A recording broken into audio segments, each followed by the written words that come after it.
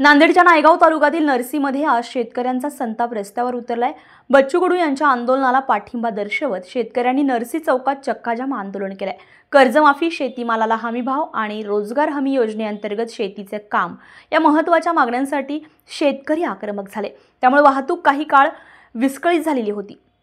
मला माध्यमाच्या आपल्या माध्यमातून सांगितलं पाहिजे, सर्वप्रथम तुमच्या सर्व माध्यमांचा मनापासून आभार व्यक्त करतो की राज्यात जिथे शेतकऱ्यांचा भूमिपुत्रांचा विषय आला त्या ठिकाणी आपण निश्चितपणे त्याला बळ देण्याचं, त्या लढ्याला न्याय देण्याचं आपण प्रामाणिक काम करता, त्याबद्दल माध्यमांच्या मनापासून आपल्या सगळ्यांचा आभार आहे। तर आजचं जे आव्हान होतं इथल्या राज्यातील शेतकऱ्यांसाठी, त्या अपंग बांधवांसाठी, मजुरांसाठी, भूमिपुत्रांसाठी बच्चू भाऊंनी आपला जीव पणाला लावून या सरकारला निश्चितपणानं या जर शेतकरी कर्जमाफीसह 17 प्रमुख ज्या काही मागण्या आहेत त्या न्यायिक स्वरूपाच्या मागण्या गोरगरिबांना त्यांचा हक्क मिळावा यासाठी विविध प्रकारे आंदोलनं बच्चू भाऊंनी केली। आणि त्याचाच एक भाग नायगाव, हिलोली, धर्माबाद या परिसरातील 2-4 तालुक्याच्या वतीनं राज्यव्यापी आंदोलनात मी हिंदू युवा परिषदेचा संयोजक, तसेच विविध संघटना, शेतकरी भूमिपुत्र संघ नायगाव या सर्वांनी मिळून आज नरसी येथे भव्य असा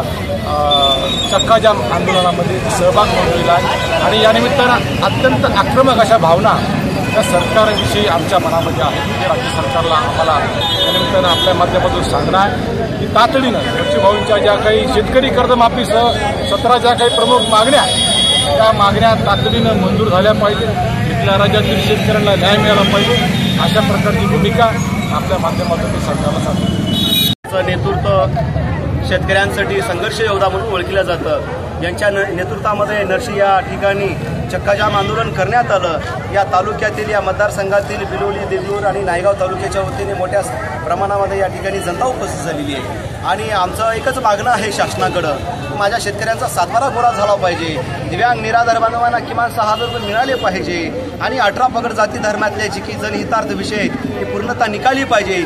आणि सर्वोपरी म्हणजे माझ्या शेतकरी बाप्पांना किमान 3,000 रुपये दर महिना मानधन मिळालं पाहिजे। या आमच्या सर्व मागण्या आहेत त्या पूर्ण संबंधित शासनाने तातडीनं निकाली काढाव्यात। अन्यथा नाही जर झालं तर नाईलाज असतो आम्ही वेळ प्रसंग पाला तर आदरणीय बच्चूभाऊ साहेबांच्या नेतृत्वामध्ये मुंबई या ठिकाणी मंत्रालयामध्ये घुसल्याशिवाय आम्हाला पर्याय उरलेला नाही। आणि एवढ्या मोठ्या प्रमाणामध्ये आम्ही आता तीव्रतेने आम्ही सर्व शेतकरी बांधव आता मोठ्या प्रमाणामध्ये चिडलेला आहे आणि रस्त्यावर उतरलेला आहे। आणि हलक्यात माझ्या शेतकरी बापाला घेऊ नवं एवढी मी सरकारला आणि संबंधित मंत्र्यांना मी विनंती करतो। 7/12 माझ्या शेतकऱ्यांचा 7/12 कोरा करणे, त्याही पलीकडे जाऊन माझ्या बापानं जे पिकवलेलं जे अन्न आहे त्याला हमीभाव मिळणे, त्याही पलीकडे जाऊन माझ्या दिव्यांग, निराधार आणि ज्येष्ठ बांधवांना 6,000 रुपये मिळणे, त्याही पलीकडे जाऊन माझा शेतकरी बांधवांनी जी राबतो माझ्या धुऱ्यावरच्या सर्व शेतकरी बांधवांना किमान महिन्याला 3,000 रुपये त्यांना पेन्शन मिळालं पाहिजे। यासह जनहित तानाजी शेळगावकर, स्टार महाराष्ट्र न्यूज, नांदेड।